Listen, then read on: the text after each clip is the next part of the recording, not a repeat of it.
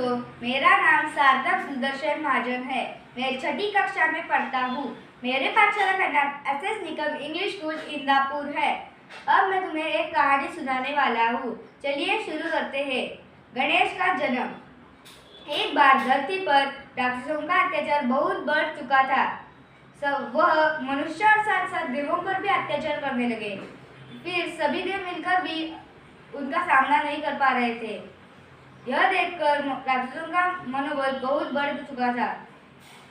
सभी देव मिलकर शिव जी के पास गए और बोले, शिव जी, राक्षसों ने स्वर्ग लोक और धरती पर हाहाकार मचा दिया है। आप राक्षसों का संहार करें। चिंता मत करो, मैं राक्षसों का संहार करूंगा। यह कहकर शिव जी अपना त्रिशूल लेकर देवों की सहायता के लिए चले गए। शिव जी की अनुपस्थिति के कारण कैलाश पर्वत पर पार्वती जी अकेली थी। वह स्नान के लिए जा रही थी। तभी उन्हें एक विचार आया कि मेरे सुरक्षा के लिए कोई तो होना चाहिए। फिर भी कैलाश पर्वत पर बिना आज्ञा के कोई आ नहीं सकता। यह सोचकर वह अपने लेप के मल से एक इंसान का पुतला बनाते हैं और उस इंसान के पुतले पर मंत्र उच्चारण कर कर उस पुतले में जान डाल देते हैं। वह बालक पहले ही श्वास में पार्वती जी से पूछता है, मैं कौन हूँ? पार्वती जी बोलती है, अब तुम मेरे पुत्र गणेश हो। मैं स्नान के लिए जा रही हूँ। तुम बाहर पहरा दो। जब तक मैं स्नान कर रही हूँ तब तक किसी को भी स्नान गृह में प्रवेश मत करने देना। यह जैसी आज्ञा माता। यह कहकर गणेश अपना भाला लेकर पहरा देने लगा। कुछ ही समय बाद शिवजी राक्षसों का संहार कर लौट आए। उन्हें एक विचार आया कि यह समाचार मुझे पहले पार्वती को बताना चाहिए। यह सुनाने के लिए वह स्नान गृह में जा ही रहे थे। तभी गणेश ने उन्हें रोकते हुए कहा, माता की आज्ञा है कि किसी को भी अंदर मत भेजना। तुम कौन हो मुझे रोकने वाले? गणेश बोला, मेरा परिचय छोड़ो और इधर से चले जाओ। यह सुनकर शिव जी क्रोधित हो गए और बोले, हे बालक, इसका दंड तुम्हें जरूर मिलेगा। यह कहकर शिव जी अपने त्रिशूल से गणेश पर वार करते हैं। गणेश भी अपना त्रिशूल उठाता है। गणेश भी अपना भाला उठाता है और दोनों में युद्ध का आरंभ हो जाता है। यह देखकर ब्रह्मा जी और देवों समेत सभी देव मिलकर यह युद्ध रोकने के लिए कैलाश पर्वत पर लौट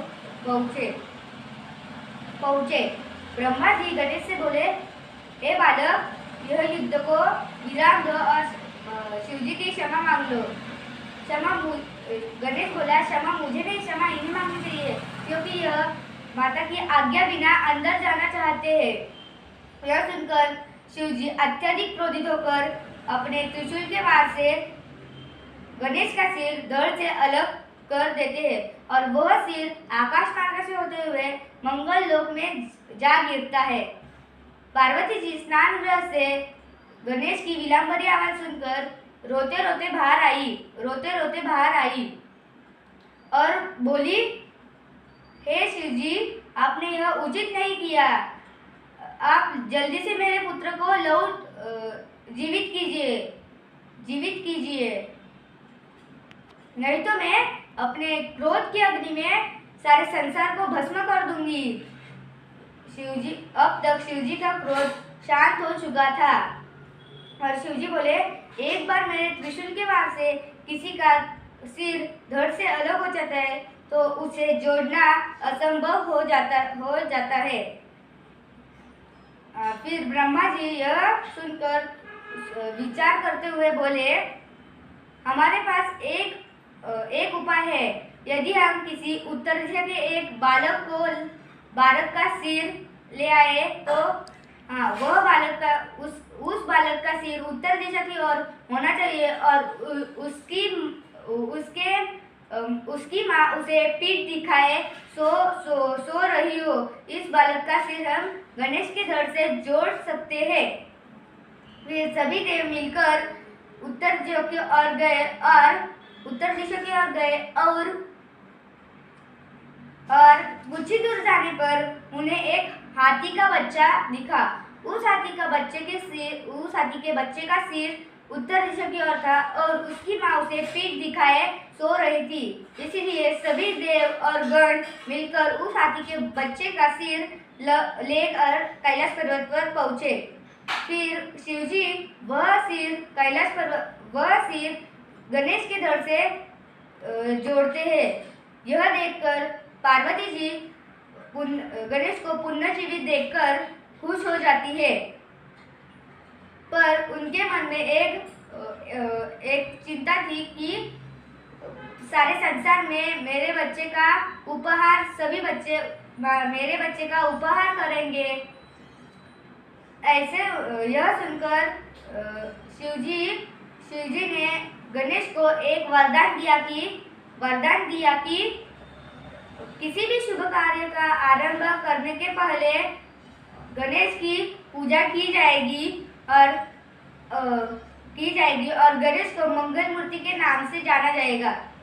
गणेश पार्वती जी और शिव जी गणेश को गले लगाते हैं और पार्वती जी बहुत खुश हो जाती है। तब से गणेश का जन्म होता है और मंगल मूर्ति नाम पड़ जाता है। धन्यवाद।